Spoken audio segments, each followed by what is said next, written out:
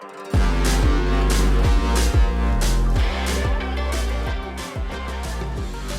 gonna roll up my sleeves because I want to talk about something kind of serious. There are over 800 million people in the world starving right now. An estimated 700 million people live on less than $2 a day. 1.6 billion people are said to live in inadequate housing. This doesn't even begin to dive into the amount of people that are suffering with diseases such as AIDS, orphans that don't have a home to turn to, and the billions of people that lack access to clean, safe drinking water.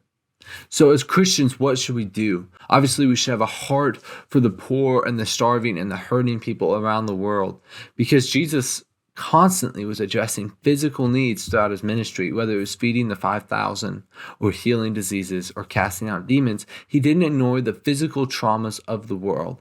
But oftentimes, to me, I can become overwhelmed with where to start and how to help.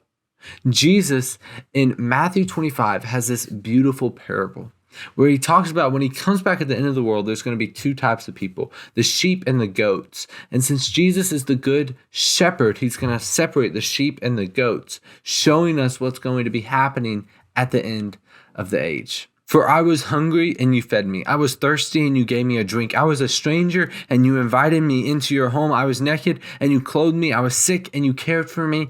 I was in prison and you visited me. And then the righteous ones, the sheep, will come to him and say, Lord, when did we do any of these things? And Jesus' response is, I tell you the truth. When you did it for the least of these, you did it for me. So I think where we should start when we hear about all these big numbers that seem unfathomable to us to comprehend, we just begin with the one. We go find one person that was hungry and you feed him. And then you go find another person that's thirsty and you give them water. You go find another person that needs a home and you help find them a home. Instead of trying to start with solving the problem of helping 1 billion people get food or helping 1 billion people get houses and numbers that we can't even comprehend, it's better just to start with the one and get a little bit momentum that way. And to me, it's such an encouragement to my heart of whenever we finish helping people, we don't feel like there's so many more left to be helped, but that we're doing our job day in and day out of just trying to serve those that are in front of us in our lives at the current moment. I want to end today with a story. So about a year ago now, I was at this Sonic, which is a restaurant in America, and it's where you just drive up and there's like kind of a place where you can eat outside, but there's no like indoor dining.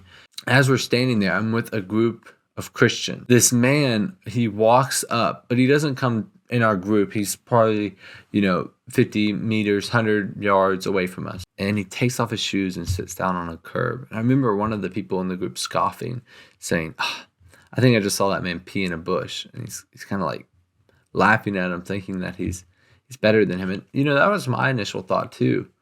This man's smelly, he's dressed poorly. And then I started to have conviction about it. I actually got in my car to leave and I drive just, barely at all. And I realized, man, this guy's hurting. You don't just pee in a bush or take off your shoes on a cold night and sit on a curb when everything's going great. So I literally go over there and start talking to him. Offered to buy him dinner, which I did. I just grabbed him my burger. It was only a few bucks. And we had this conversation. We start talking about God. We start talking about what's going on in his life, and it was pretty crazy.